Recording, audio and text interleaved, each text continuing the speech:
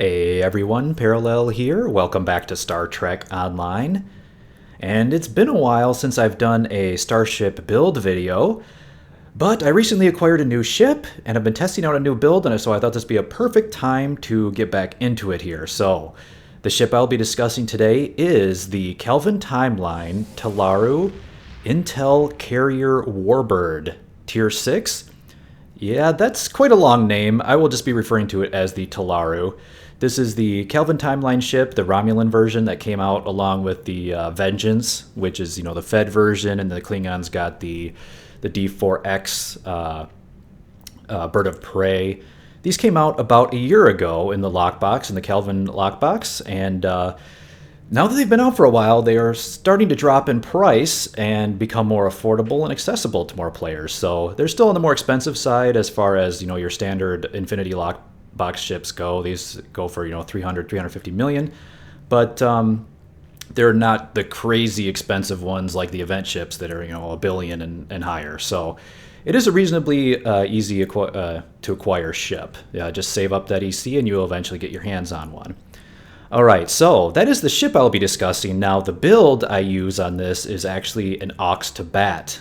A very old build with a little bit of a new twist, because there's a new trait we got with the last winter event that enables Aux2Bat, and I think really brings it to a new level. So that is going to be the build that I'll be discussing as well. So I will get a little bit of an overview of Aux2Bat for new players who may not be familiar, because it is a very popular build now ever since Season 13. Now, I will be doing a full overview of this ship, so I will, of course, talk about the ship stats, and we'll take a look at the ship tailor and all the customization options that are available, and the visuals. This is a fantastic looking ship. I think all the Kelvin Timeline ships really look great. The Vengeance looks great, this one looks great, the D4X, they all look fantastic. It was an excellent job by Cryptic's ship team. And yeah, I mean, this thing is absolutely huge, this carrier, and I like how it's unique enough. I mean, it looks like a Kelvin Timeline, right? I mean, it looks like just different enough from the Prime Timeline, but still looks like a Romulan ship. It's still got, the wings, it's still got the arches, it's still got the hollow interior, but it's lacking sort of the bird neck coming out of the front with the bridge. So it is a little just different enough, but it does look fantastic. But we'll take a little bit more of a view at the ship itself when I get into the tailor. I thought I would first just really quickly, for everyone who's not familiar with what Aux2Bat is, just quickly talking about that and why I like it for this particular ship, or basically any carrier. So basically, all you need to have an Aux2Bat build is, there's just a few ingredients that you need. First, you need 2 engineering slots that are lieutenant or higher. And that's where you will slot your Aux2Bat ability. So the Aux2Bat refers to auxiliary power to emergency battery. It is a bridge officer ability, engineering ability. So you need to have those, you need to have 2 lieutenant or higher engineering slots to give this, because the rank 1 of this is at lieutenant level. So you need that, but you also need a particular duty officer. So you need to have 3 of these duty officers, which are called technicians. So these are engineering duty officers. And what these do is they reduce your recharge time of all bridge officer abilities when you use auxiliary to emergency battery. So whenever you use Aux2Bat, these will reduce the recharge time of all your powers. And each one here, so you have 3 of them at blue quality anyway, they reduce it by 8%. If you have purple quality, they will reduce it by 10%. So that means every time you activate one of these powers, it will give you 30% reduction on all of your bridge officer abilities. And basically the cooldown of these is such that you can pretty much get all of your bridge officer abilities down to their global cooldown. So that is the advantage of the Aux2Bat, is that it reduces the cooldown of all of your bridges officer abilities. You only need to bring 1 copy of every other power as long as you're running these 2 Aux2Bat. So that's the reason people run it, and the reason why it became popular again in Season 13 is Season 13 nerfed the strategist secondary specialization that gave you a lot of cooldown with your, what was it, attrition warfare, I believe is what it was. I'm forgetting the exact name of the trait, but when that was nerfed, people went back to Aux2Bat to get their, bridge officer cooldowns, back down to the minimum. So that is how it works. But there are some trade-offs you have to keep in mind, because whenever you activate one of these, you can see it floors out your auxiliary power. So you have to be mindful of that. You have to build around the fact that you will not have auxiliary power pretty much at all. It does fluctuate a little bit when you're running 2 copies. It's a little bit odd, but you have to pretty much build around the fact that you'll have no auxiliary power, which means a lot of science abilities and engineering abilities that scale off auxiliary will be worthless. There are a lot of traits that scale off auxiliary, and there's even some consoles that scale. So you got to be careful to build around that. And I guess the other downside is it does take up 2 engineering slots. So it makes it a little bit difficult, right? You're giving up some healing capability, you're giving up some aux power, so you can be a little bit squishy without having strong heals, like important heals like Aux to Sif, shield transfer shield strength. All of those don't, all of those scale with Aux, and they're all garbage if you're running an Aux2Bat build. So you got to be careful. But there are plenty of other bridge office abilities you can use to heal that don't scale off auxiliary power. I could talk about those a little bit later when we get into the actual bridge officers of the build. So that is the overview. Just remember you need 2 copies of Aux2Bat, and you need 3 technician duty officers. And that's pretty much all you need. And you just, when you're in combat, you will just, I have them in a tray here, so they're actually part of a keybind that I have. And I just run them, and you can see it. You just want to keep activating these every time that they're up to keep all of your other bridge officer abilities down to their global. I'll go ahead and use a few bridge officer abilities here as well, so you can see just how it works. But you can see when this Aux2Bat is about to recharge, boom, you can see the cooldown on all of my other abilities was reduced. And it works really, really well. You only have to run 1 copy of your attack patterns. You only have to run 1 copy of your beam, your weapon abilities, whether you're using beam, fire, will, or cannon, scatter, volley, or whatever it is. All of those will all be at their global cooldown thanks to running 2 copies of Aux2Bat. Pretty simple build, and it's a great way to get all of your bridge officer abilities, to a reasonable level. Now, the reason why this became even more popular is with the winter event. We got a new trait called Cold-Hearted, and this Cold-Hearted trait is kind of the key to the build. And that is that what this does is it basically, after activating Aux2Bat or any pilot of bridge officer ability, it basically puts a resistance debuff on any damaged foe damaged by your energy weapons, and will also reduce their current power and their flight speed. So it puts a debuff on like everything that you hit, and a damage resistance, and it stacks up to 5 times. That's pretty crazy. That is a really powerful ability, and it works perfectly with Aux2Bat. So that is kind of the key of this build. And so we'll talk about all of that and all of the gear and everything here shortly. But let's get back to the ship itself. So this build goes perfectly with this ship as it is a carrier. And that Cold-Hearted trait, when that is running, it's going to be debuffing all of the enemies, which means all of your pets are going to be hitting those debuffed enemies and doing a lot of extra damage. Kind of the same idea why you run attack pattern beta on this is to also further reduce the resistances of all the enemies. So that's why I think it goes perfectly with a carrier type build, because it's going to be helping all of your pets do more damage as well as they're hitting the debuffed targets. And since this is the Talaru Warbird carrier, this thing gets, you can see him right here, it gets a full complement of 4 elite drone ships. That is one of the awesome things about this particular ship. It is the only ship in the game that can run a full complement of 2 elite Romulan drone ship hangar pets. So that is awesome. So these are the pets you get from the Scimitar. So if you have a Scimitar unlocked, you have access to these pets, and then you'll be able to put 2 full wings on here onto your Talaru. So that is one of the unique things about this ship.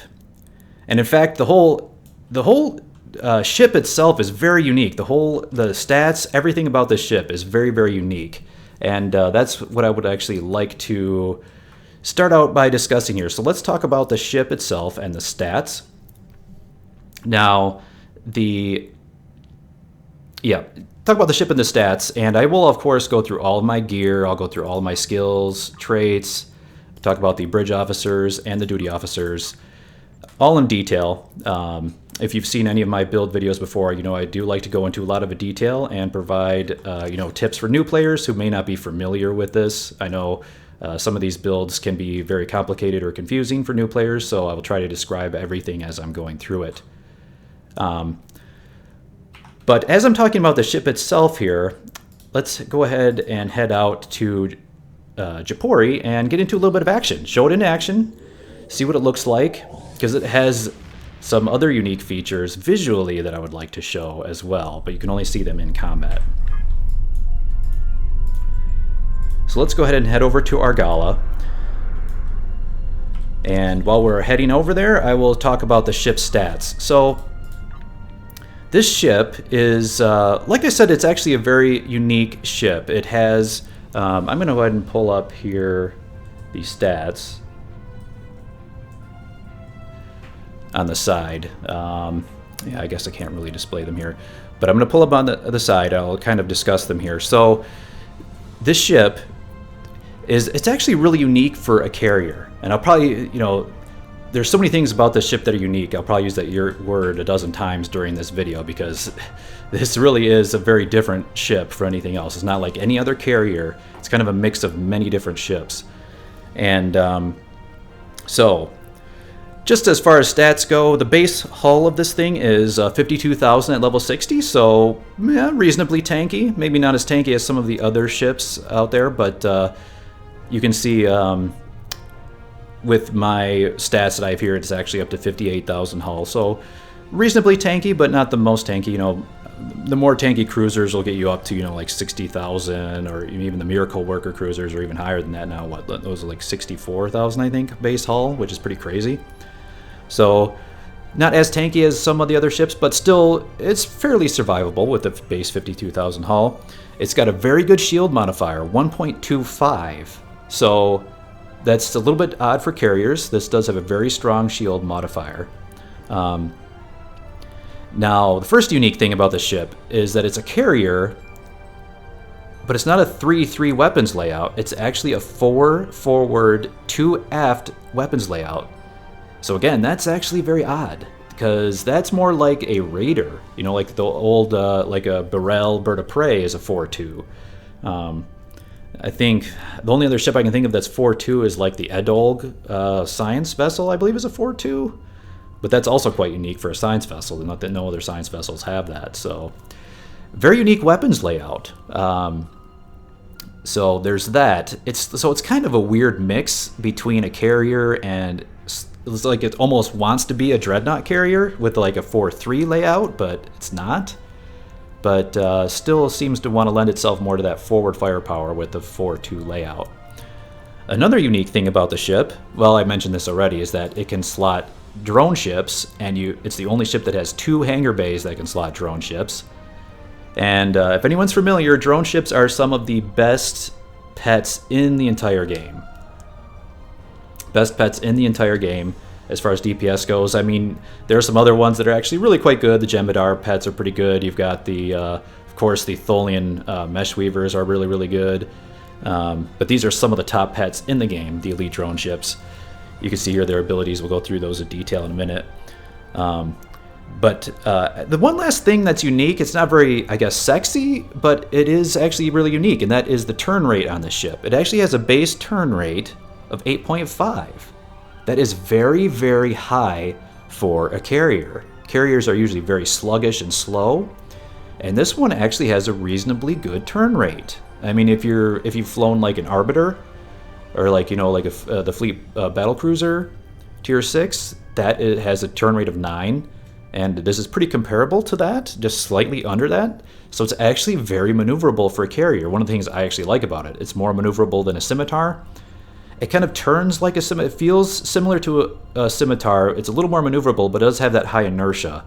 So you do slip and slide around a little bit. It's not the most maneuverable thing in the world, but it's vastly superior to most carriers.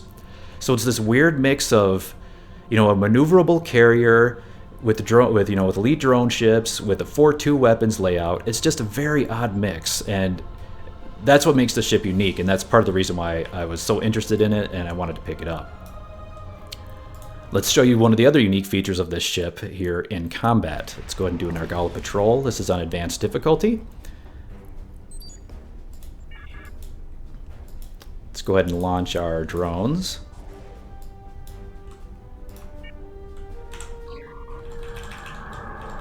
Okay, let's cloak up here, and it looks like we got Kazon this time.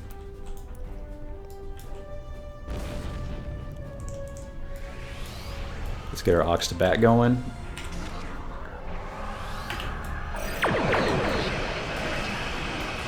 Now, the unique feature there that couldn't really see it there. Let me tell you what it is. I'll see if I can get a side view. Maybe it'll help a little bit. But when torpedoes launch from this thing, they actually launch out of the top of the ship. So it's like this, like a dorsal torpedo launcher, and it really looks cool. I've seen a few ships that have like a torpedo launcher out of the bottom of the ship, like the Jem'Hadar Dreadnought carrier does that. There's a few ships that have that coming out of the bottom of the ship, but this one actually launches its torpedoes like vertically out of the top of the ship, and then they seek out the target. Let's see if I can do it here with this next group. I'll get into position. Okay, ready? Look out the top of the ship. See that? Oh, they squirt out the top and then go towards the target. Isn't that awesome? I had no idea that this ship did that until I got it, but yeah, it does. It's really, really cool. There it goes again. It looks really good with torp spread. Look at the drone ships there are tearing everything to pieces.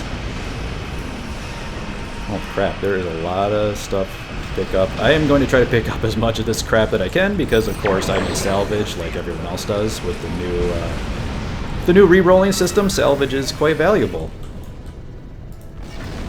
I've noticed that Argala is actually a very good patrol for getting lots of drops. It seems to be a lot better than Japroi anyway. So I usually like to run this when I'm trying to get salvage.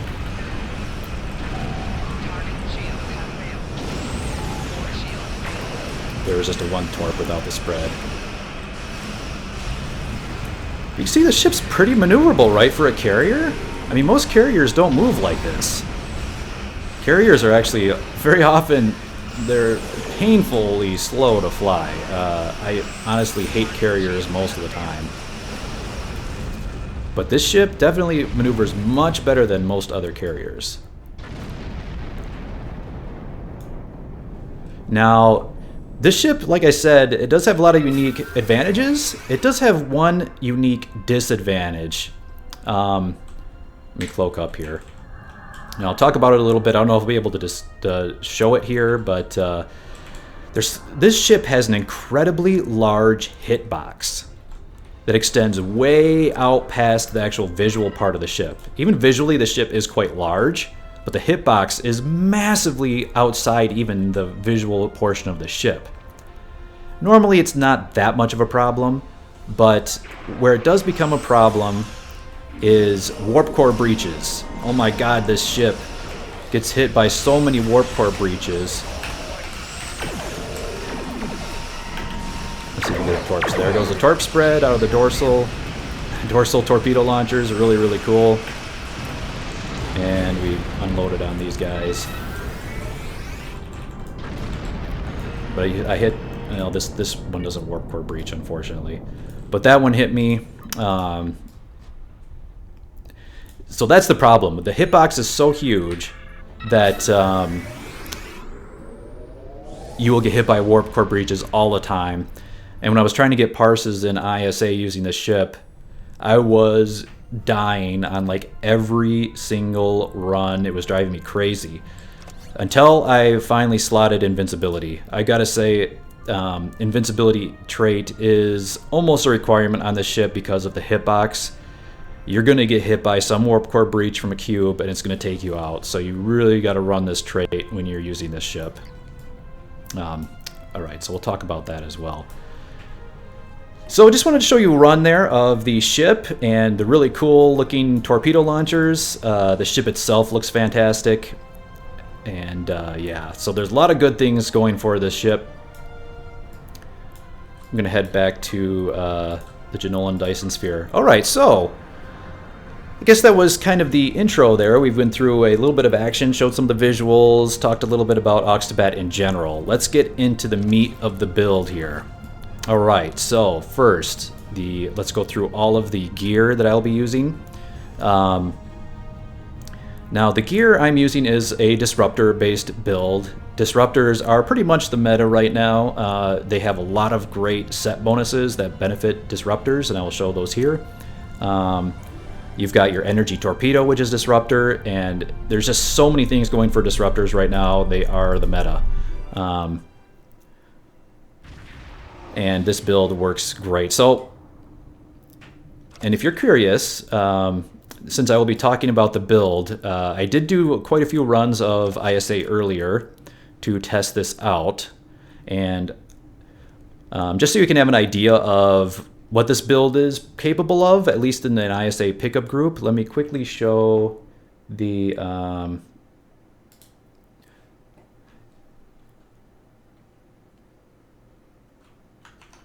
There we go. I hope you are seeing now the parse that I did earlier in ISA on this ship. I'll quickly just go through this fast just to show you kind of how the damage breakdown is of the ship and the build, so you can kind of see where I'm going with this build. So yeah, this was a build. This was a pickup group, and my DPS here in this run, this was my best run I was able to get in this ship so far. This was basically 108,000 or 108k DPS. So pretty good run. If I count anything over 100k as a good run, at least for me. So that is pretty much what you can expect to get from this build that I'll be showing you. Now, what you can see here, first thing, top damaging item on this build is the pets. That's right, those elite drone ships are doing work. Look at this. 34k DPS from the drone ships. Those things are murder machines, man. So that is very, very solid. Yeah, so, I mean, each drone ship, you know, is doing, you know, what, 8k, a little over 8k? So that's pretty solid damage. So each drone ship's doing about as much as a kinetic cutting beam in my build. So they're pulling their weight. That means, you know, as a carrier, if you're giving up, you know, some weapon slots for those drone ships, they're almost pulling their weight. Because you can see here my dual disruptor beam banks were doing, I have two of these, they were doing 24k. So each one's doing about 12k. So yeah, those elite Romulan drone ships are pulling their weight as far as taking up sacrificing weapon slots. So pretty awesome. So yeah, the next thing was the disruptor dual beam banks with Fire at Will 3. Those are doing 24k. The Nausicaan energy torpedo, that was doing 12, almost 13k with spread 2. The Nausicaan disruptor array was getting a little over 9k, so a little bit less than the dual beam banks. The kinetic cutting beam was pulling in 8k. I've got a House Martok Omni in the back, and that was pulling in 6.5k. Not the best Omni beam in the world, coming in under the kinetic cutting beam, but it's there for a set bonus. So a little bit of damage of my disruptors outside of when they weren't with Fire at Will, which which is pretty good, actually. Fire at Will had a very good uptime with a trait that I'm using, so I'll show you that. Chemosite came in a little over 3K, and the Nausicaan outside of Fire at Will was only 2K, and Disruptor, that was only...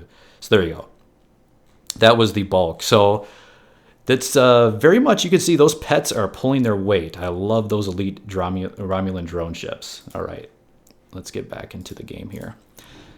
So that's kind of what you can expect from this build as I'm going through it here. You know, you could get over 100K and a decent pug. That was a decent pug. Usually, like, the lowest I get if you're in a lousy pug or if you end up dying during the run, you probably get about mid-80s, upper 80K damage. So still solid, but you know, in a good run, you can tell. If you're getting over 100K on this build, you're doing well. Again, this is pickup groups. Obviously, you could do much better in organized groups, but at a pickup group, you're stuck with what you get. All right. So yeah, so back to the build. So it's Disruptor build. We've got two dual beam banks up front, and thanks to the re-engineering system, I did. These are the crafted disruptors, so nothing special here. No fancy, you know. What are the new ones? Sensor link disruptors. Nothing fancy like that. Just the good old crafted ones with pen. So these are Crit D3 pens, and I re-rolled the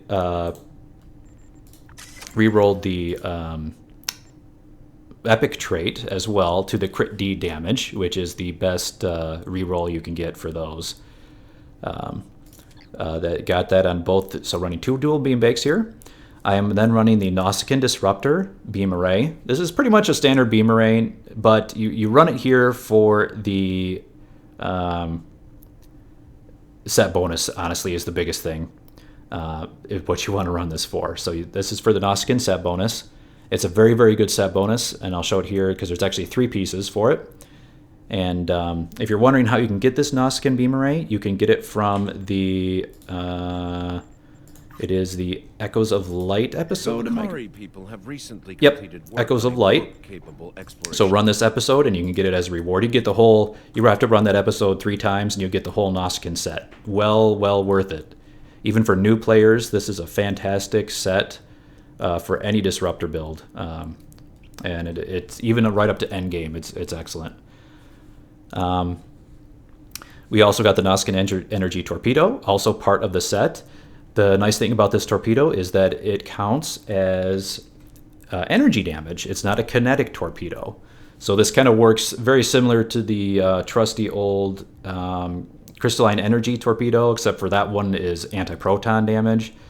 This one is actually disruptor damage, so it fits right perfectly into a disruptor build. I hope Cryptic adds these energy torpedoes for all the damage types. There's still several that are missing. It'd be really nice to have a phaser damage type one, and I think Tetrion or Polaron I think has one, but it's only in the low-buy store. And Plasma would be nice. A Plasma Energy Torpedo would be really good. Plasma honestly needs a lot of help. Plasma doesn't have any really good sets going for it, so it could really use an Energy Torpedo. All right, so that is the forward weapons. I'm running the new fleet deflector from the colony. So if you want to have access to this is the Elite Fleet Intervention Protomatter Deflector Array. So it's protomatter. It's from the Dranur colony fleet holding. So yeah, you got to go to your fleet, and you got to go to your colony world. Go to the colony, talk to the vendor up there, and you'll be able, he's actually right there, if you can see where my mouse is in the picture. You go walk up this ramp, and he's right at the top there. You talk to him, and you can get yourself one of these. I believe you have to have... I can't remember what rank it is, but you need to have a certain rank. That's the shield.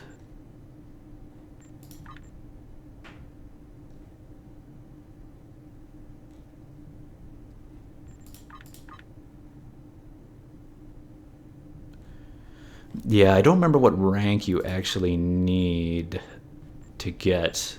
But you can see we're not maxed out, so it's either a rank 1, 2, or 3. I think it's 2, maybe? 2 or 3?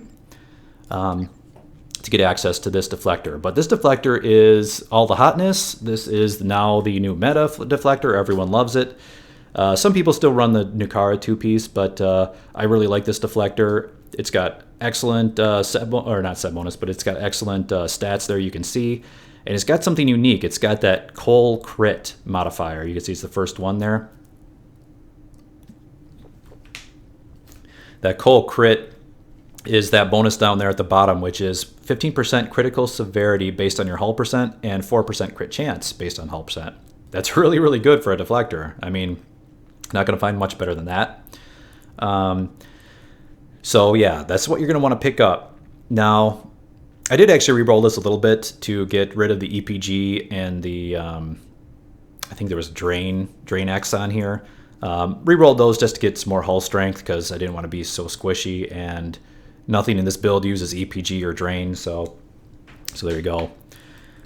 Now for the remainder of my space set, I'm still using, I know I'm still clinging on to this, but I still love my Iconian set. So I'm still running a 3-piece Iconian. I know most people have ditched this for greener pastures. Everyone likes the, Spire Warp Core. Everyone likes the either the competitive or the Nucara to get the 2-piece. Romulan engines are great, but so there are options here. But I still like the Iconian set, and the reason I like the Iconian set is the set bonuses are still great.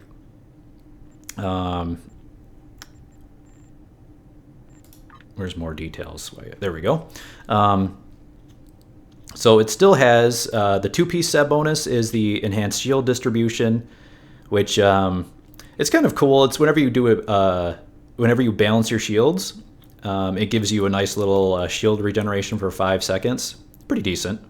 It's like a kind of a free heal every 30 seconds when you balance your shields. It's not the best thing in the world, but it's not bad. And of course, the main reason people like it is for this energy augmentation actuator, the 3-piece, which gives you a 5% chance whenever you fire your energy weapons to get plus 10% energy weapon damage to the team, and it stacks 3 times. So it's a nice little team-wide damage bonus. So you still always want to have at least one person on your team running the Iconian 3-piece because it is good. It does have really good uptime as well, because that 5% chance is for each weapon, so it's usually up pretty much all the time. I do miss my Radiant Subatomic Pulse. I know it's not the best buff in the world, but 33% all damage. I believe it is only Cat 1, but it is nice, and it does increase your maximum hull and flight speed, so it's good sort of survivability and damage clicky, but that can't compare to the Cole crit on the deflector. So I did get rid of the Iconian deflector finally for this for the new colony deflector. So yeah, Iconian resistance, and I still love also the Iconian resistance, the warp core and the shield, because they have those awesome hot restarts. In particular on Intel ships like this one, when I run override subsystem safeties, which is a bridge officer ability I will show later. When you're running that, when it wears off, it does bring your systems offline, and these hot restarts will bring them back online. So it's very, very handy to have the hot restarts. And they're just good shields. I mean, it's a resistance shield. It's really good. The warp core is, perfectly fine. It's got weapons to shield as it's epic, and it gets amp at ultra rare. So it's very solid. And you can see in the mouse over there, the hot restart automatically removes weapons disabled, which is great. And the shield automatically removes shields disabled. So really love those hot restarts. And in this build, who cares if your Aux goes offline, because you're going to be Aux2Bat anyway.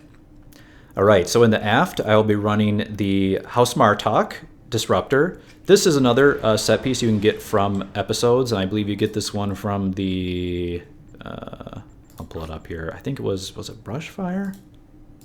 Republic intelligence has learned that Yep. Martok, You get this the from former Chancellor of the Brushfire. There's Klingon actually a Empire, Martok set there that you can get from Brushfire. I'll show you the set bonuses for that as well.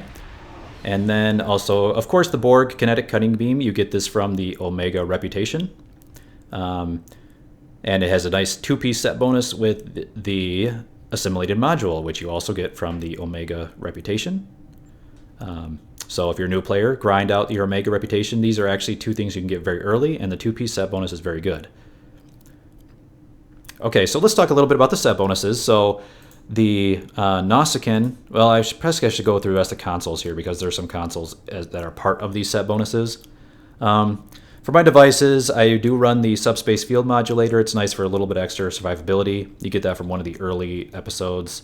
Red Matter Capacitor you can get from the Phoenix Lockbox, which, as you can see here, the Phoenix Lockbox event is going on right now. So quick heads up for everyone out there, if you are watching this video, there is a Phoenix Lockbox event going on right now until March 8th. So about a week to get your hands on the Phoenix Lockbox. So make sure to pick up those. Very well worth it, even for new players. You can get some very nice rare DOFFs out of there. If you get lucky, you might get a ship. And you can also get this Red Matter Capacitor, which used to be a very, very rare item in the game, but now with the Phoenix prize pack, you can get them fairly easily, as long as you're willing to spend the dilithium to open the boxes. And then the Temporal Negotiator, which is from the recruitment event. Was it from the Delta or the Temporal recruitment? I don't remember now. So it might be a little bit harder to get your hands on this one, but it's basically just a clicky you can use for extra cooldown reduction. It's nice. You could basically use it once during an ISA run to help with your cooldowns. I am, of course, running the Plasmonic Leech. Very much nerfed in Season 13, but still a decent console. I believe it gives about 7 or 8 power to all subsystems. So still pretty much worth a console slot. In an Aux2Bat build, I'm tempted to try other options here. Just because when you do Aux2Bat, it does dump your auxiliary power into your other systems. But I'm still running it for now. So that's something that might be swapped out at some point. I need to do more testing on that. All right, so and here is the console for the House Martok set. So this console, it's a pretty handy all-around console. In particular, I like that it has the 20% flight turn rate. That's part of why the ship feels so maneuverable, especially for a carrier. It's got that. It also has max shield capacity, which is very nice on the ship. The ship does have that high shield modifier. And I am running also the Valdor console, which regenerates a lot of shield. So having a high shield cap is helpful for survivability. Gives you engine and shield power, and then max hit points, again, good for survivability. So it's a pretty decent, turn rate and survivability console. But the main reason you want to run this is because when you run it with the House Martok omnidirectional, you get the 2-piece set bonus, which is, I'll bring up here. It is basically a free 2.5 crit chance and a 50% accuracy rating. And the accuracy rating is actually helpful, especially since Season 13. You do want at least a certain amount of accuracy on your ship, because your beamfire at will or like cannon scatter volley now have that accuracy penalty. And also now that I'm getting rid of, now with the re-engineering system, you used to get accuracy on all of your weapons from that epic mod. It used to be accuracy damage. Now, if you re-roll out of that epic mod, you're losing that accuracy. So it is nice to have that, at least some little bit of accuracy to help you get, keep that near 100% hit rate on all your weapons. So it is decent. It's a good 2-piece set bonus. I do like the console for the survivability, and it works well. The next one is the assimilated module. This one gives you crit chance, crit severity, weapon power, all good stuff. And it gets the 2-piece set bonus with the kinetic cutting beam, which is excellent, which gives you Omega weapon amplifier, which is a 2.5% chance when firing at your weapons to get a buff for 5 seconds, which gives you weapon power, reduces weapon power cost by 500%, which is really good, and gives you weapon power drain resistance. So when this procs, your weapons are draining way less power, which means it stays at a higher power level, which means you're doing more damage, because your weapon power directly affects your damage. So very important to keep that high. So that's the 2-piece bonus. Let's go down to the next one here, and this one is the Nausicaan console. It's called the Nausicaan Siphon Capacitor. This one gives you some drain expertise, and not useful for this build, but it does give you power transfer rate, which is very good. And it also gives you just a flat Cat 1 25% disruptor damage. So it's kind of nice. It's kind of like a weaker tactical console plus the power transfer rate, which is nice. And it completes the 3-piece set for the Nausicaan. That is critical because take a look at this 3-piece set. It's no joke. The 3-piece Nausicaan set, it gives you 26.6% disruptor damage, but 50 hull pen. That's really good. That's almost like a free reputation trait or a free skill point in your skill tree because plus 50, Starship hull pen is really good. All right. And it also gives you this 2-piece set, which is the Nausicaan Disruptor Net, which is a proc you get off of the beam.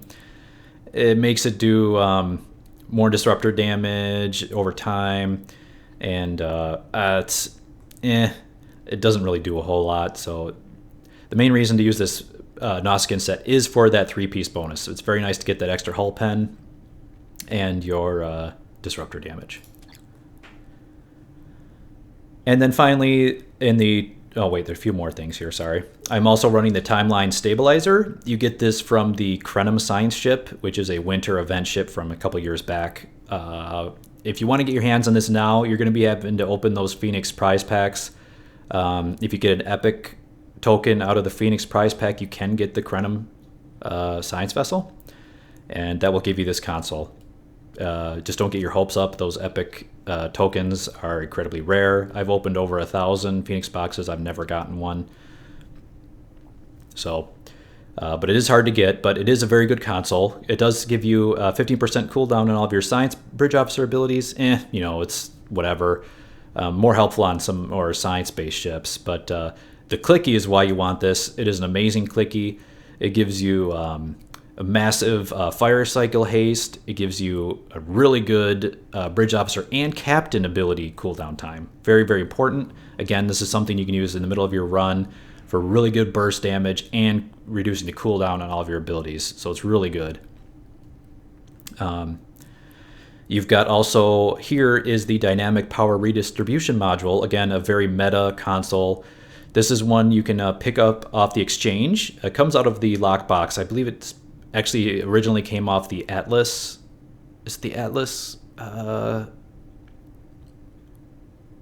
Is it a cruiser or a dreadnought now? I can't even remember.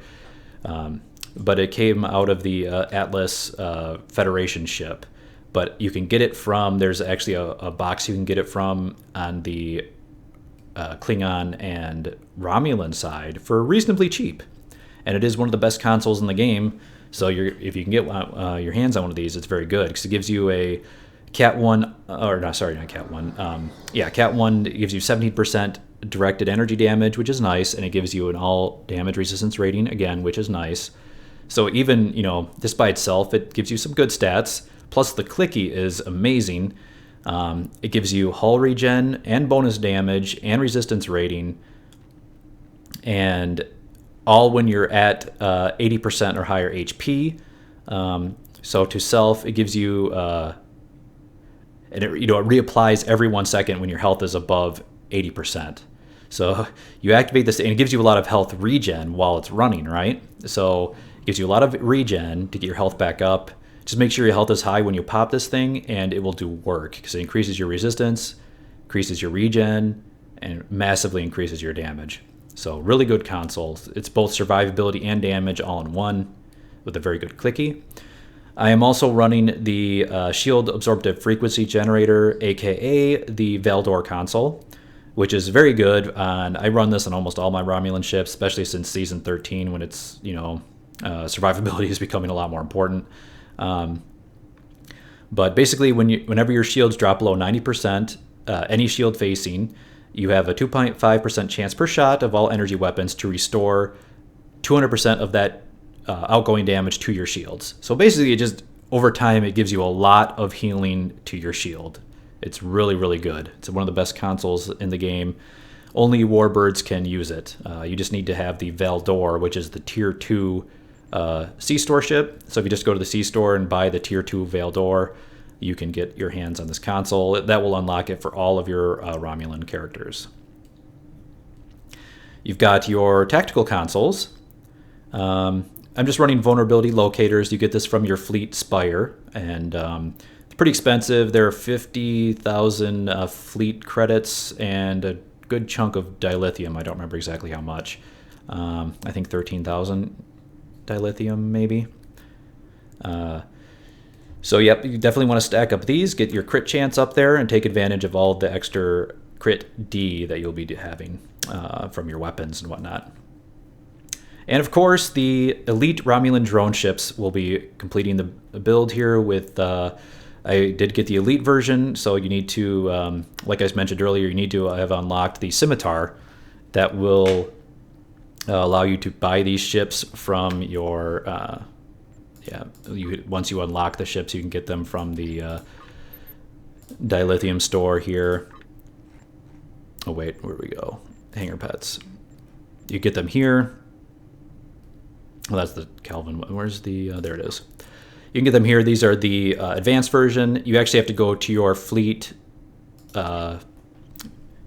starbase to be able to get these, the elite version. They are 100,000 fleet credits each. So again, very expensive. So that's 200,000 fleet credits for both of these. So you do need to grind out those fleet credits for this build, that's for sure.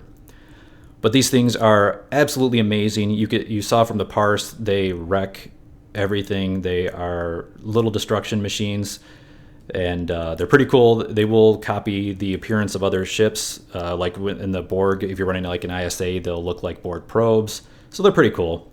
Although recently a lot of the newer races don't seem like the Zinkethi and whatnot, the drone ships don't seem to do anything for those.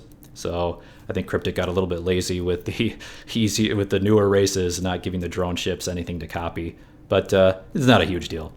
But these things are great. They do come with 3 disruptor beam arrays, plasma torpedoes, multispectral emitters, triphasic emitters. I'm not exactly sure what those do. I believe those are the...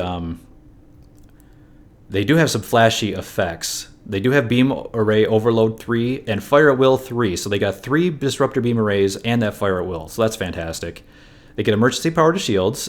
They are generally very survivable. They even sometimes will survive like a crystalline entity explosion, so they're very good. And they get multispectral emitter sensor distortion. So those emitters, I don't recall the exact effects, but you could see them going off in combat. If you look at when I was running the Argala, you could see a lot of very fancy explosions and things going off from those drone ships. They are very, very effective pets. All right, so that is the gear, guys.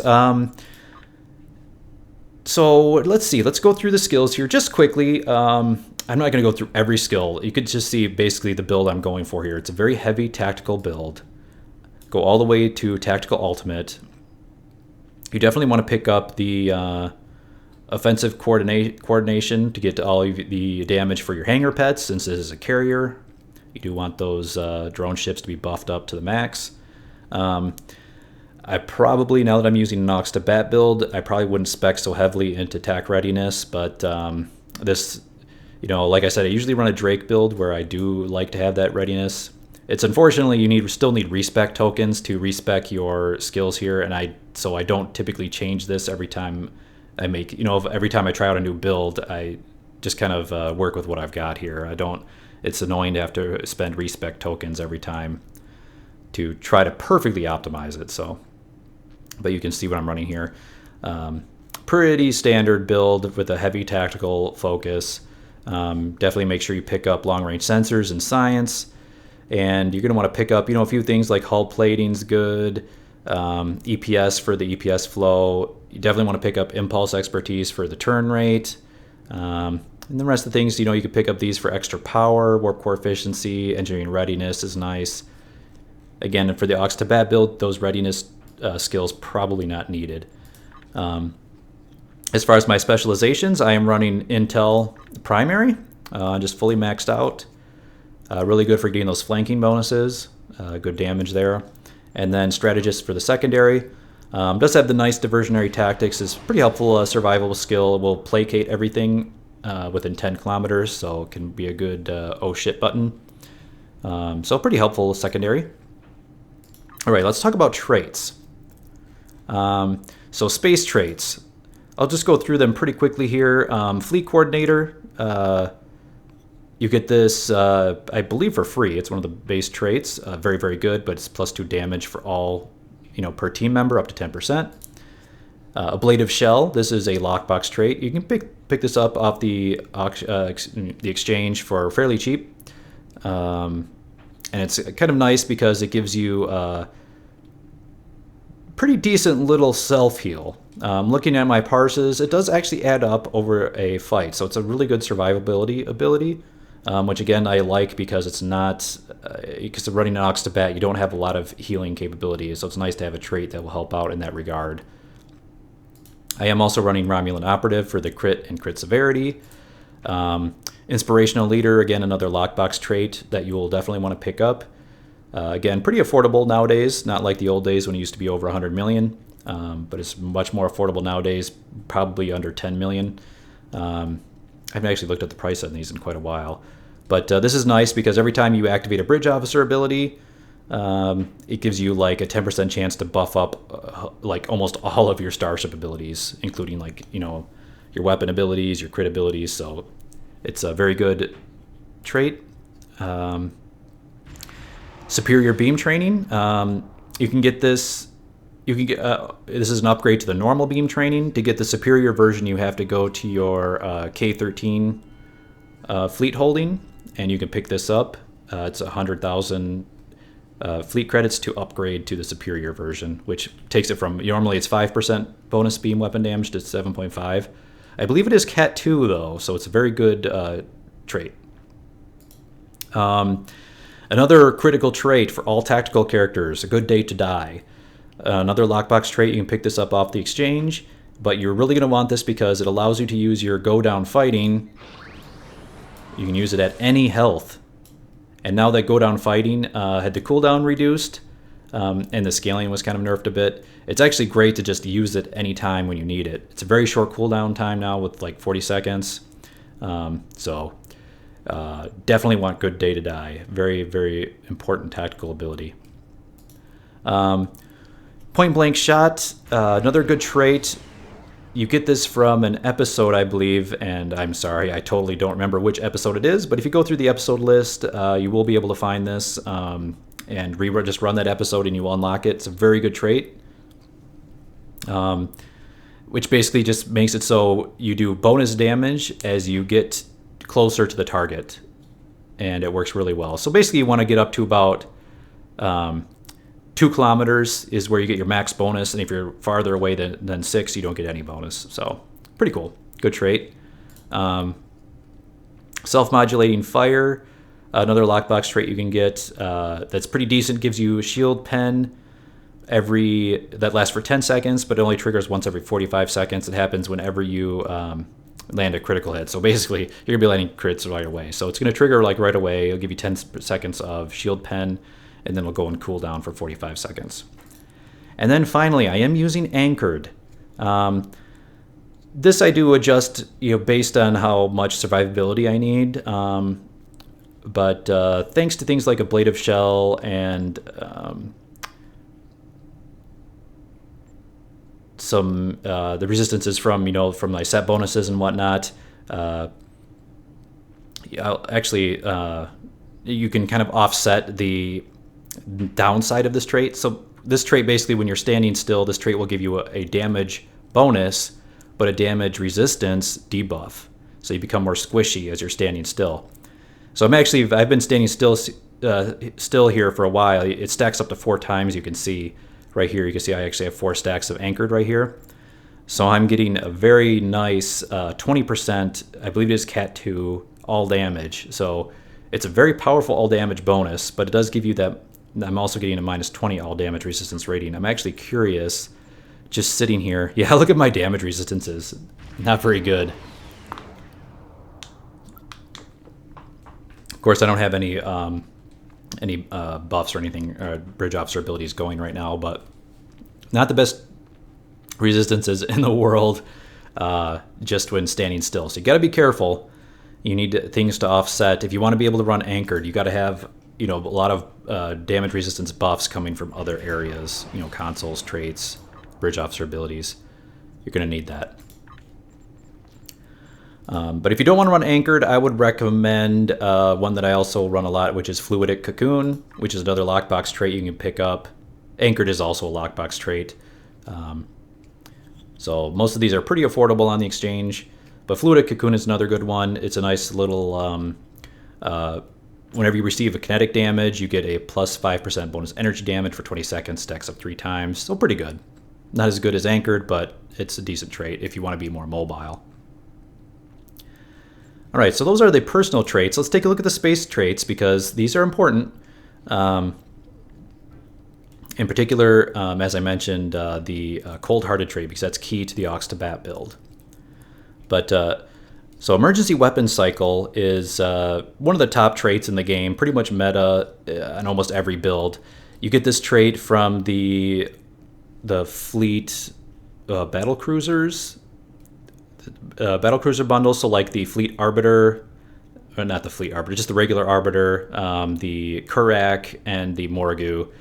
Those ships will unlock this emergency weapon cycle for you. Very good trait, gives you weapon cycle haste and reduces your weapon power cost.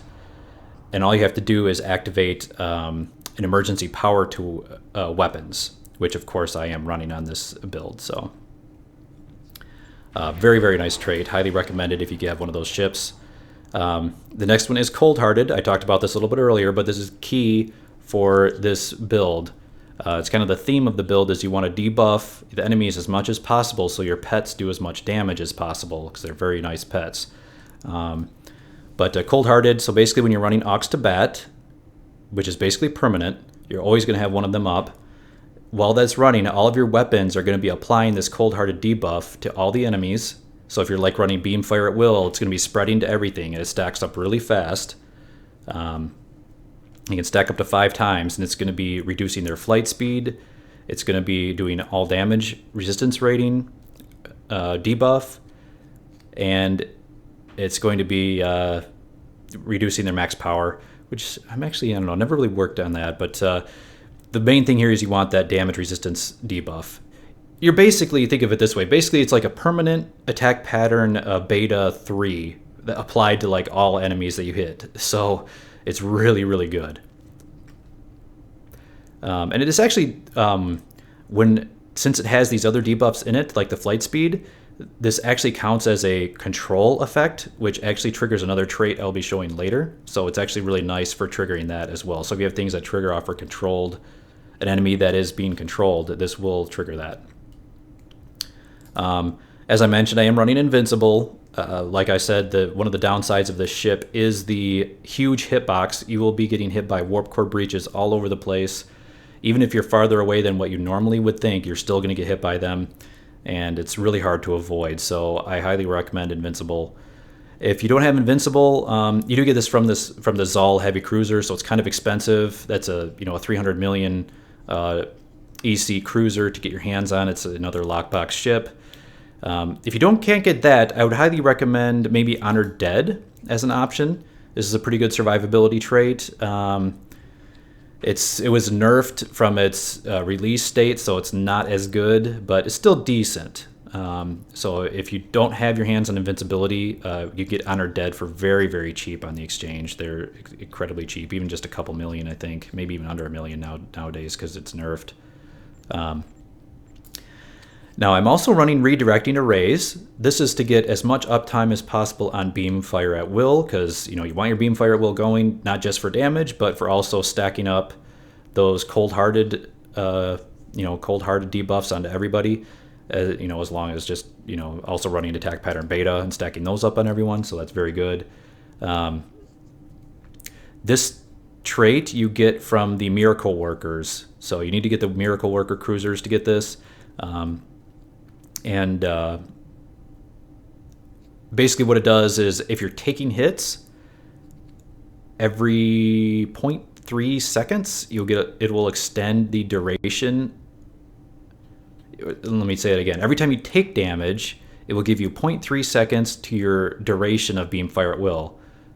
15 seconds total maximum duration. So basically it will add up to 5 seconds to your duration of beam fire at will, which is actually really, really good because the global cooldown of beam fire at will is 20 seconds. So this will significantly improve your uptime as long as you're getting hit. You just have to make sure you're getting hit. Now, I mean, as you saw from the ISA parse that I showed earlier, you are going to be getting hit. If you're doing, 80 to 100k DPS in an ISA, you're going to be taking hits. So this will be triggering quite well. And then the final trait here is, again, part of the new meta is supercharged weapons. Now that the energy torpedoes are so good, a lot of people are running the Nausicaan or the crystalline energy torpedoes. Now that they're so good, it works really, really well with this trait, which basically every time you fire a torpedo, it will stack this supercharged buff, which gives you 10% damage, 1.5% crit chance, and 6% crit severity. And it stacks 3 times. And it counts every torpedo. So if you actually do a torp spread, it will immediately give you all 3 stacks, which is really, really nice. So it gives you that, buff right away, right as your torpedo spread goes out. All of your energy weapons are going to be doing, 30% damage, 4.5 crit chance, and a solid, 18 to 20% crit severity. So very good trait. And it's almost permanent. You can keep it up pretty well as long as your torps are going. You can keep it stacked up. And so those are the Starship traits. I'll quickly also show the space traits, just in case you're wondering. But this is pretty standard. You're going to want precision for the 4% crit chance from the Romulan faction. You're going to want your advanced targeting systems for the crit severity from the Dyson. You're going to want your enhanced armor pen, which is pretty good. Some people do like the, there's a couple options here with this one. A lot of people I know like the tactical advantage is also really, really good. It gives you like that scaling armor pen as enemy's health gets low. Yeah, so you want to, I just use the flat 5%. I might change my mind on this one, but I've been keeping it for now. Now this trait is something I have been trying now since I'm running the cold-hearted Starship trait.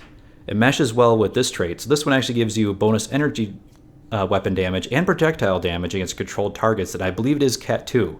So it's a pretty good trait as long as you're running that cold-hearted and you're spreading that controlled ability to everyone and they count as controlled, it will trigger this trait. It's actually pretty good. And it does buff the torpedo too. It's kind of nice. And then finally, I'm running Energy Refrequencer as a defensive ability. Again, as an Aux2Bat build, you need survivability in any way you can. And this is one good way to get it. Just basically gives you some self-healing based on your outgoing damage. It was nerfed a little bit, but it still is pretty decent. But yeah, like I said, another good option is Tactical Advantage. It's another good, very good trait. One thing I should mention here is a couple traits that I'm not running here that are meta traits is the Nukara traits. So auxiliary power offensive and auxiliary power defensive. I actually really, really like these traits. But as you can see, these actually scale based on your auxiliary power. And as an Aux2Bat build, my auxiliary power is very often going to be dumped down to 0. So I decided to get rid of these traits for now. I do miss those. I always run these on my Drake build, 100% of the time because they're so good. Aux power configuration offense in particular is really, really good for that extra all damage, Cat 2, and accuracy. So I do miss that. But that's just part of the Aux2Bat build. You got to be aware of making sure you're not dependent on anything that runs Aux power. So these traits are gone. Speaking of that, a few other things just popped into my mind that you got to be careful of. There's a very popular console, this one right here, the Temporal Disentanglement Suite. It's a very good console, but this is another one that scales off auxiliary, so this is another one that I took off my build for Aux2Bat. And just some other things as we're about to go over to bridge officer stations here. You also have to keep that in mind as far as bridge officer abilities is that you have to be careful of heals that scale off of Aux, which is most things. I mean, most things scale off of Aux, so you got to be a little bit careful about what you use to heal your ship.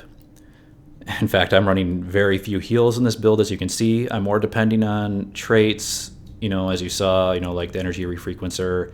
I'm more depending on traits for the heals, and the Valdor console helps a lot. So I am running a science team, mostly because it also clears debuffs like placate. I hate being placated, so I run that. And my only other heal here is engineering team. Engineering team is decent. It doesn't scale off, it scales basically off your healing skill. It doesn't actually use your auxiliary power, so this is a good heal. A few other heals that I would mention off the top of my head that aren't dependent on auxiliary power you might want to look at would be Rally Point Marker. If you have command abilities, Rally Point Marker is a really good heal that doesn't scale off Aux. Another one is if you're running pilot abilities, Hold Together. Hold Together is a very good self-heal. It also doesn't get destroyed when you're running 0 Aux. And like Reverse Shield Polarity is still very good. So those are kind of the heals I would focus on. I was running Reverse Shield Polarity on here with my Drake build, but since I'm running now at Aux2Bat, I need both of these Lieutenant slots for that Aux2Bat ability. So yeah. So just be careful of those things. Focus on those heals that don't scale with Aux, and avoid things like Aux to Sif. Aux to Structural Integrity I love that ability on my Drake, but you can't run it here because it scales off of Aux. Hazard Emitters scales off of Aux, so a lot of those heals will be pretty terrible. But you can work around it with this build. This build does have decent survivability. I may pull up my Parse again, but I did take a lot of damage during that run, so you can have a decent amount of survivability as long as you're running, those traits and consoles that I'm running in this build. It does help make up for the lack of self-heals from the Bridge Officer abilities.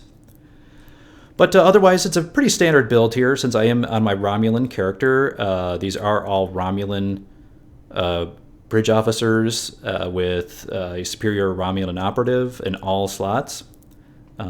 Unlike the Poor Federation, who could only get it on their tactical slots. And I am running also my favorite Bridge Officer pretty much in the whole game, which is the Riemann officer that you get from the Delta Alliance pack, because he has Superior Infiltrator and Superior Romulan Operative, which is pretty brokenly insane, so he's really, really good. I think there's another one that has... Oh, yeah, that's right. This one you also get from the Delta Alliance pack, which gives you... They have Superior Romulan Operative and Superior Subterfuge. Again, really, really good. Really good Bridge Officers you can get from that pack. So those are the Bridge Officers I'm running. Of course, Beamfire at Will 3. You can see the Bridge Officer layout of this ship is actually really good. It's a very flexible layout. You do have you have a Lieutenant Commander Universal and a Lieutenant Universal. You've got your Commander Science. This is a science-based carrier, but it is also Intel, so you can run heavy Intel in here if you want. As you can see, I am running heavy Intel, not a lot of science, so you can still really focus on the damage output if you want to. You don't have to focus on science-y type abilities.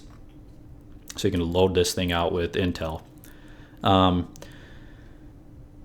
So yeah, pretty standard build otherwise. I am using, of course, the Lieutenant Commander Universal for tactical, so I can get Beamfire at Will 3, very important. Attack Pattern Beta, again, you want to be stacking up those resistance debuffs on all of your enemies to help out your pet damage and your own damage. It's very, very good. Hemocyte Laced Weaponry is on there. I've got the Torp Spread 2 in the other tactical slot, and then Tactical Team. So pretty standard layout for a 5 tactical officer slots. I am running the 2 engineers here, so I had to turn this Universal Lieutenant into an engineer so I could take advantage of Aux2Bat, because as I mentioned at the beginning, Aux2Bat does require 2 lieutenant level or higher to keep those cycling and keep your Aux2Bat cooldowns, keep those technicians triggering, and keeping all of your bridge officer cooldowns at their global cooldown. Engineering team for the heal and debuff clear and emergency powered weapons, of course, because you're running the emergency powered weapons trait, and it's really good even on its own because it gives you that nice damage bonus and extra weapon power bonus. So Very, very good ability. And thanks to Aux2Bat, you know, this will be up pretty much permanently. Now in the Science Commander, we are going to be running, I do run Science Team here. You could probably put in Reverse Polarity here if you want to be able to get out of tractor beams. I haven't found that to be a huge deal on this ship. I use that more on like escorts and things. This one I just went with the Science Team for that extra shield heal and the debuff clear. I am running 2 copies of Override Subsystem Safeties. It's the only power that I ever run 2 copies of, because the way this works, since it's like a duration-based ability, you don't get down to the global cooldown with just 1 copy. With just 1 copy, you will always have a pretty significant downtime.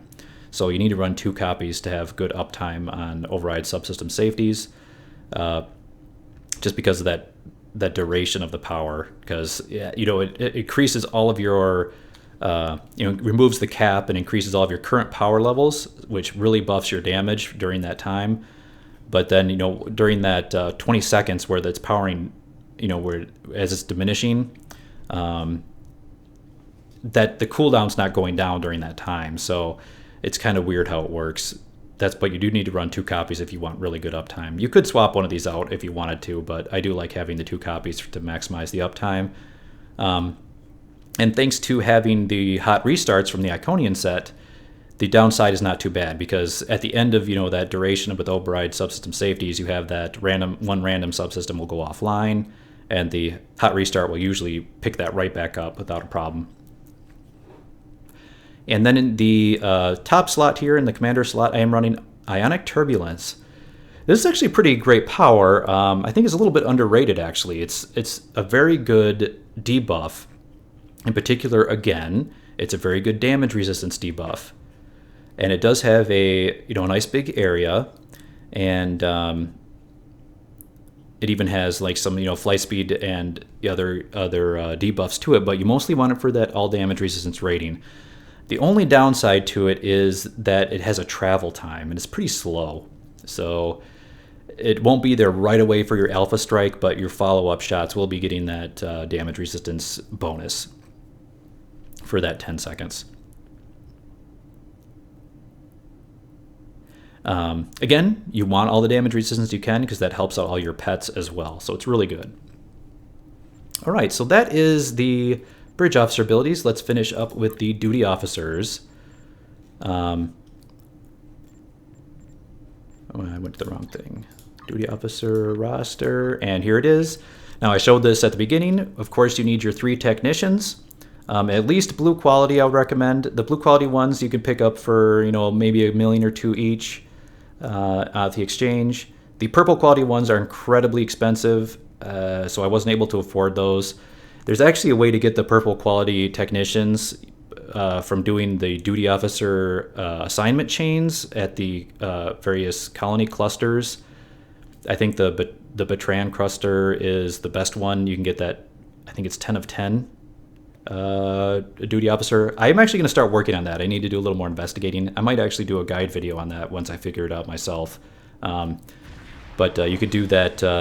It's a 10-step duty officer chain that you got to do, and if you crit at the end, you can get that purple technician. So that's a target I would go for if you're looking for the top level Aux2Bat build. But the blue ones do work pretty much fine. I'm also running 2 of the energy weapons officers that give a stacking crit severity buff. These are also lockbox-based duty officers. These are pretty expensive. These are about 8 million on the exchange each. But they are nice because they give you a 10% crit severity buff that stacks up to 3 times. Pretty low chance to trigger. It's only 3% chance to trigger, but it's it's off every weapon, but it's only once every firing cycle. So that's why I like to run 2 of them, just to help it stack up and be a little bit more consistent. And then of course Agent Nerul. This is another one you get from the Delta Alliance pack. He's really nice because he's another self-heal that you get while your attack pattern beta is going. So it's a nice self-heal for attack pattern beta. Again, another thing to try to keep yourself alive with a squishy Aux2Bat build. Whew, all right, guys. So that is the full build. Yep. So I do appreciate if you were able to, sit through all of that. I know it's a lot of information, but I do like to go in that detail because I try not to assume any knowledge. I like to at least try to explain everything as I'm going, just so people can understand it if they're new. Because sometimes, the build's going to get very complicated. So hopefully that was helpful. All right, so now that we've gone through the full build, taking a look at the ship stats and all of that good stuff, let's go back to taking a look at the ship's sexiness here. So let's take a look at the actual appearance and what we can do with it. Now, oh yeah, let me show something else here. Something that's really cool about this ship is the impulse engines are actually kind of inset here in the aft of the ship. You can kind of see them.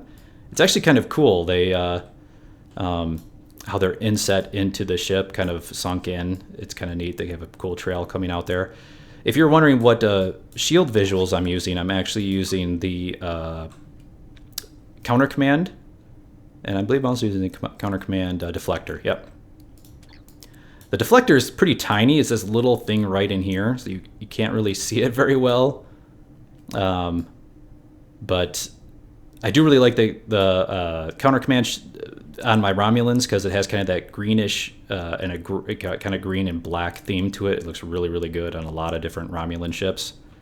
And it also has this really cool contrails that come out of the side of the warp core. So it's very cool. One funny thing about having the inset on the impulse engine trail here, you can kind of see sometimes it clips through the ship. You can see it kind of clips through, but it's a neat idea. I like the inset kind of look of it. Kind of looks like an intake. So very nice looking ship. I like the whole lit up interior. It looks like it's almost like a city inside here with all these lights and windows. It looks really nice.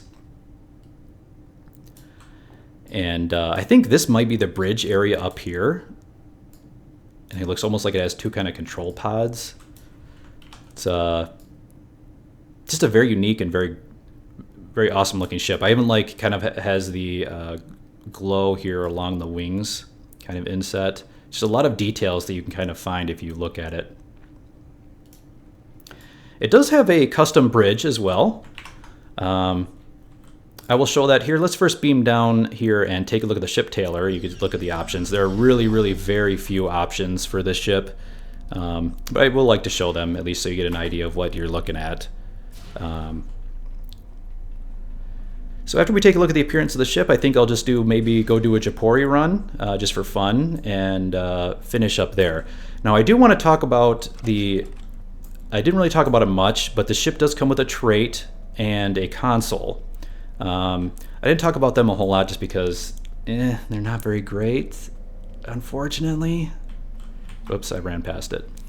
They're not very great, but I will talk about them. In fact, I will go ahead and slot the console and show that in the Japroi run so you can at least see what it is. But let's not get ahead of myself here. Let's first finish up here, show the ship tailor. Make sure you can see all the visual options that you have. So here's the default look. Here you can see here, as far as styles, you got 0 options. There's nothing you can change. You can choose different materials, which do actually look quite good. I like the veteran look on there. It looks pretty good. It's a little bit too white for my taste, but it doesn't look bad with the, this is of course to go along with the counter command shield.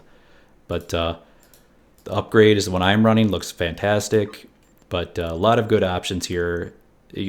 All the skins look great. Windows, that's all you get. The interior, all you get is the Romulan Kelvin bridge, which is kind of cool. I will show you that bridge in a moment. Patterns, you get all the standard patterns. I can just do a couple, do some randomizes here.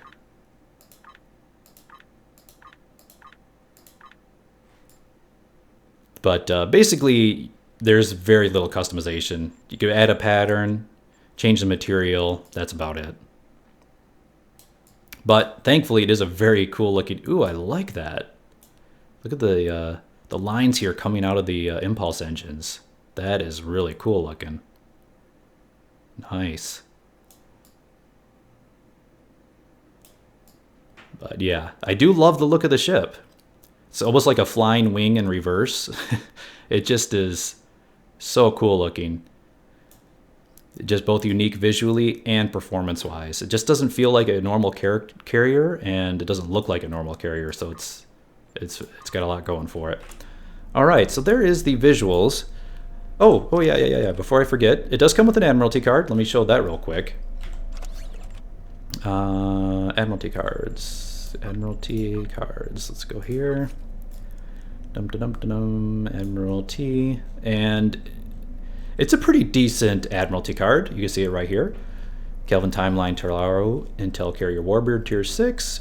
You get additional 8 science plus per engineering ship or tax ship. So that's good. It's actually good for filling out those high science requirements. You can see here it's actually a very balanced stat line. You got 36 engineering, 45 tech, 45 science.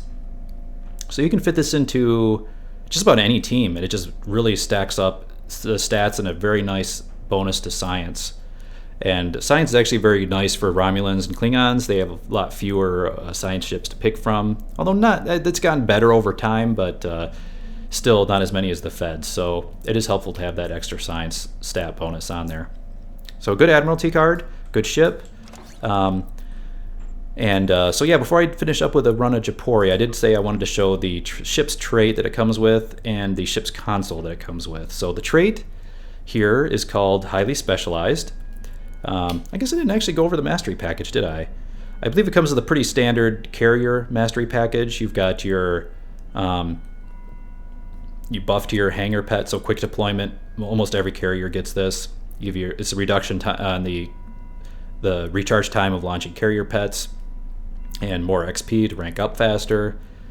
You've got, like, all Warbirds have this, which is the enhancement to your singularity powered recharge rate. You've got reactive shield technology, which is more shield resistance and shield regen. The ship is a pretty solid shield tank with that high shield modifier, with the Valdor console, with everything going for it. It's a pretty solid shield tank.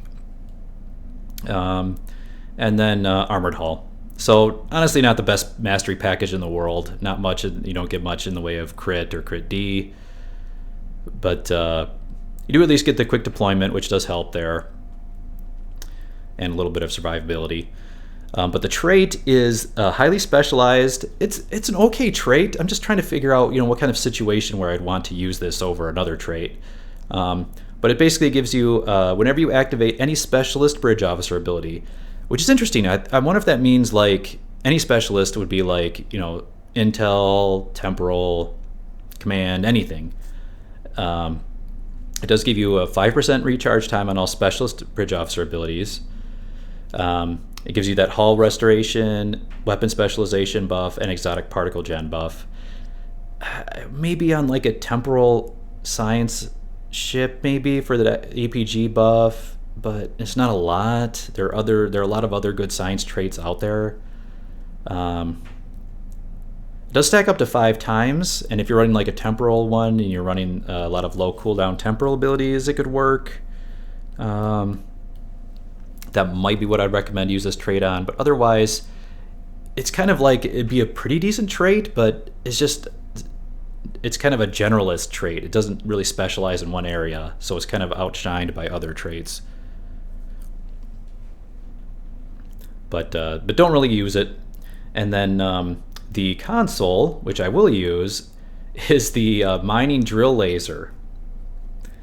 So this mining drill laser is actually a universal console. This will actually, you can slot this on any ship in the entire game. It's not limited to Warbirds. I think actually all of the Kelvin timeline consoles are like that, if I recall correctly. Even the one you get off the broadside emitters that you get off the Vengeance. So that's one cool thing going for it. But basically what it does is it is a laser that comes out of your ship, and it's like a continuous beam until you toggle it off or until the target dies. And it's kind of unique in that respect, where you can kind of toggle it on and off, and the recharge time of the beam will actually depend on how long it was activated for. So you can actually get pretty good uptime on this, honestly. If you only activate it for a few seconds, it will only have a 10-second cooldown, and you can activate it again very quickly. So it's pretty interesting. The problem is, I mean, I'd really love this console. The problem is it just doesn't do very much damage. That's the problem. It does kinetic damage with 50% shield penetration. The damage increases over time, but it's still meh. The main reason I would ever recommend using this is for that all damage resistance rating debuff, which is kind of cool. So basically, it stacks up to a minus 60 all damage resistance debuff as you keep this on the target over time. That's not bad. It's really not bad.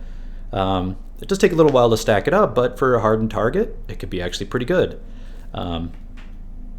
It's definitely a very cool looking console. I'm going to go ahead and put this on here instead of the, I guess the timeline stabilizer, sure. So we'll go ahead and put that on to the build. Let's head over to Japroi. We'll show you that unique console and just have a little more fun showing the ship in combat before we sign off. So what do you guys think? Pretty interesting ship, huh? Just unique in so many ways. Unique in its bridge officer layout, its weapons layout, the fact that it's, you know, very maneuverable for a carrier, the fact that it can slot 4 drone ships. It has a lot going for it. It's just very unique for a carrier. It has cool visual effects, a very unique look. It's got the nice dorsal torpedo launcher. I still love that every time. I don't know why I get such a kick out of that. Let's go back to the beta quadrant here. I get such a kick out of it every time watching the torpedoes come out of the top of the ship and then seek out the target. I think it looks really, really cool with a nice torp spread. Let's head over to Japroi. It's just a really, really cool ship. I have no regrets buying it. It's I think this will be my main ship on this character for a long time to come. I actually really love Romulan ships. Part of the reason I created a Romulan character is because I love all of the Warbirds. You know, I love the Didera decks from the TV show. I love the Mogai from Nemesis. I love all of the Romulan ships. They all look cool. They're all amazing. I even love the old school Talis, even from the original Star Treks. So the original series. So everything about the ship, I love Romulan ships, and this thing. I just love how it looks. I mean, it has that unique, it looks like a Kelvin timeline ship. It's just different enough, but still looks very much Romulan and looks really cool. The only downside, as I mentioned way back at the beginning, is that hitbox. I mean, you're just going to be hit by warp core breaches all over the place, and it's hard to deal with at first. You just got to learn to keep a little more distance than you do with any other ship, and it's hard to get used to. Alright, let's go ahead and head into Japroi. I will show you the mining laser and have some fun here.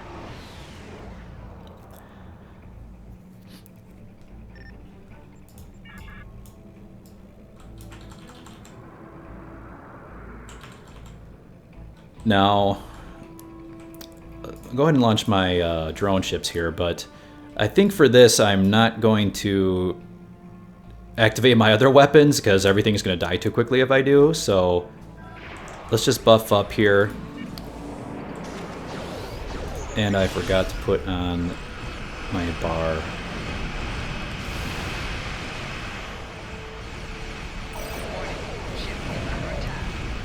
Where is it?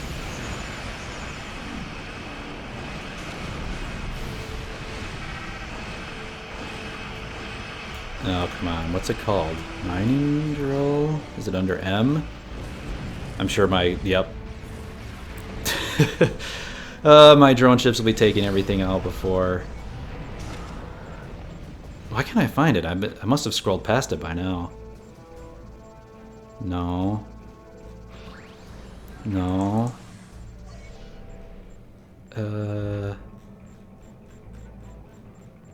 Singularity. There's that. There's like ionic. Okay. There's all the intel abilities. Oh yeah, I forgot to even mention this is a quote-unquote intel ship, so it does come with the intel suite of abilities, which is, you know, the gather intel. Then once he stacks up on the target, then you can apply one of these 3 debuffs to them. I, of course, would recommend the exposed vulnerability defense, because again, more damage, you know, more damage resistance debuff to the enemy was always good. But it's not quite as good as, you know, other Starship abilities out there for sure. It takes a long time to stack up. It's really only good for, like, you know, that's heavy hardened targets. It's the first thing. Oh my gosh. Okay, activate drill laser. Let me go ahead and depart system. We'll start over again and take a proper look at it. Damn drone ships were taking everything out before I could even do it. I love these drone ships though, aren't they awesome? It's pretty cool. They will actually, if you go into a Klingon-based enemy map, they will turn into little birds of prey. These guys picked the wrong system. Yeah, get out of here, Sean. Alright, so let's try this again. On this battleship, let's buff up. And let's turn on the laser. There it is. The mining laser. Go mining laser, debuff the enemy.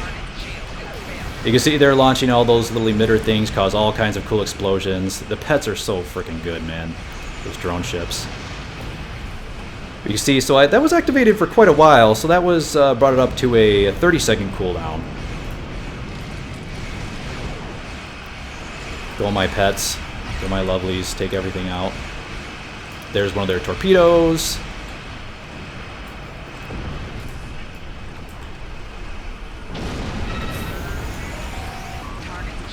Okay, we will, what should I do? Siphon frigate, let's do the escort. 3 seconds, we'll use it again.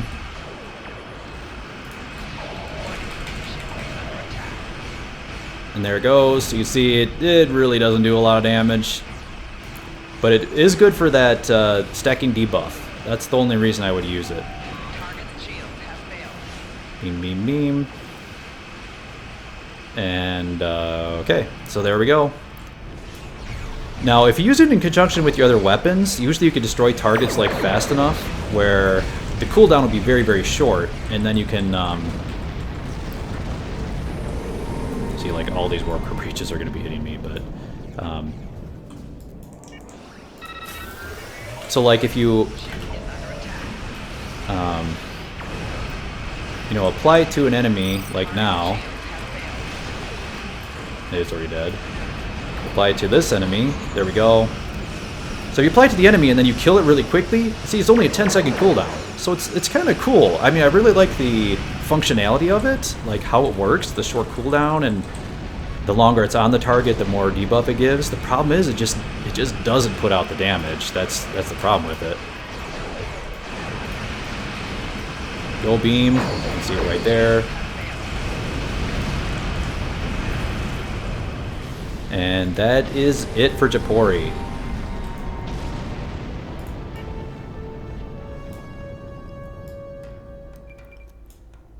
Let's just say not now. Take a little bit of a final look at the ship here.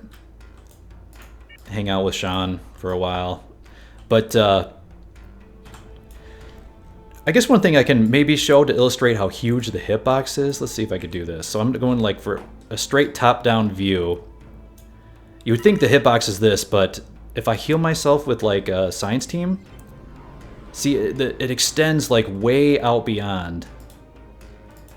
It even extends out, I think, farther than what it's showing here. It's just this big, huge hitbox, and it is. You can see compared to like the you know, an Odyssey class, it is a big ship, so you expect it to be big. It's just the hitbox is even just huger than the ship itself. It just is something you got to get used to. It's the only downside, honestly, I can think of this ship. Everything else about this ship is upside. So, I mean, I love everything about the ship. The way it flies compared to other carriers is so much nicer. It's so much more maneuverable. I love the look of it. I love the drone ships, which are amazing pets. I mean, I can zoom in on one of the drone ships here. There we go. The drone ships look freaking awesome. They put out the damage. There's just, you know, there's so much to love about this ship. And it mitigates all the things I typically hate about carriers. You know, the slow maneuverability. They're just hard to turn. They're hard to do anything with. And with this ship, I'm able to, you know, mount dual beam banks in the front and have really good, you know, really good uptime on those. I have no problem keeping, you know, dual beam banks in the front. So it's just, yeah, just a fantastic ship all around. But I'd love to know what you guys think down in the comments below. Do you like the tailor? Do you like the other Kelvin timeline ships? Do you think it looks good? I believe this is a Cryptic original design. I don't think anywhere in canon has there been this ship. So I think Cryptic really knocked it out of the park with this ship. It looks fantastic. But I'd love to know what you guys think in the comments down below. Hopefully you found this video helpful, and especially if you're looking to try out an Aux2Bat build, especially with that cold-hearted trait, I would highly recommend it. It's definitely working well on this ship. I mean, 107k DPS on the ISA run is really, really good. I mean, obviously, I don't think this is one of the top performers in the game if you're going for record-breaking, but in any kind of a pickup group or any kind of elite content, this ship and build should do you fine. So there you go, guys. I do appreciate it. Thank you very much for watching, and bye for now. Oh, crap. I did say I was going to show the bridge. Ha-ha! I tricked you. You thought I was going to sign off. But rather than doing some editing and having to paste it in here, let me quickly show you the bridge. I believe I do have to exit out of here to go to the Starship Bridge. Whew. I knew I was forgetting something. Definitely want to show the bridge, though, because it is kind of cool bridge. It is unique for the Kelvin ships. Here we go.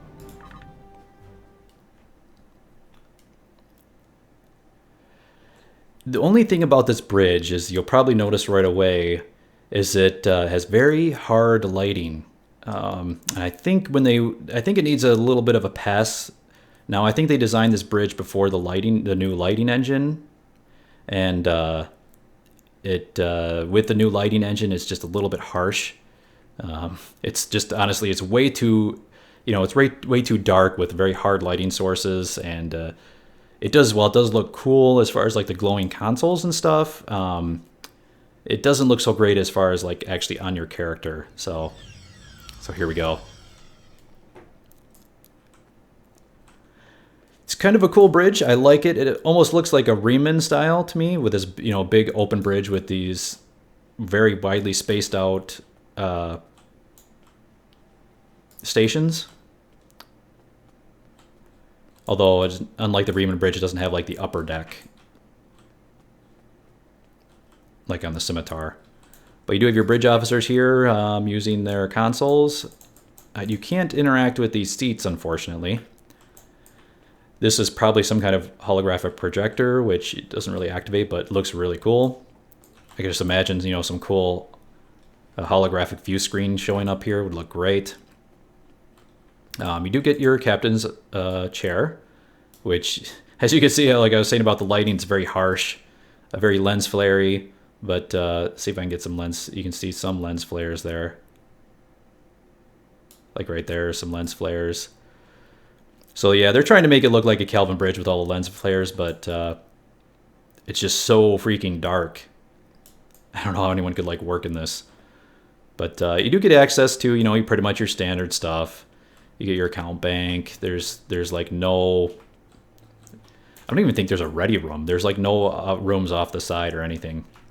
So, pretty basic bridge, but it does look cool. I mean, it is unique compared to a lot of the other bridges. I don't know what these stations back here are for. I don't know. It looks like it's more of like a movie theater. When the bridge officers need to take a break from their station, they just come back here and watch a movie, and then they come back up here and go back to work. But yeah, it's a nice little bridge. I just think they need to do a lighting pass just to, I don't know, maybe brighten it up a little bit. I mean, if you've seen the Enterprise Kelvin bridge, that thing is like that thing is like blindingly bright, whereas this thing is almost pitch black. But yeah, it's pretty cool. All right, let's sit down and relax after this. Yeah, let's relax after this long build video. Hopefully, again, you found it informative and informational as far as the Talaru. It's not a very common ship. You don't see this ship flying around very much. It has that going for it. It's, you know, it's kind of rare. You just don't see a lot of it out there. But yet I think is a very capable ship. So it, you know, as I've explained all throughout this video, it has so many unique things going for it that it's, you know, something is very refreshing to fly. It's very different from other carriers. And it has unique traits, and you know, the performance of it is so different from other ships. I just love it. It's very fun to fly. All right, guys. But again, that pretty much covers it. Thank you very much for watching, for real this time. And that's all. Bye for now.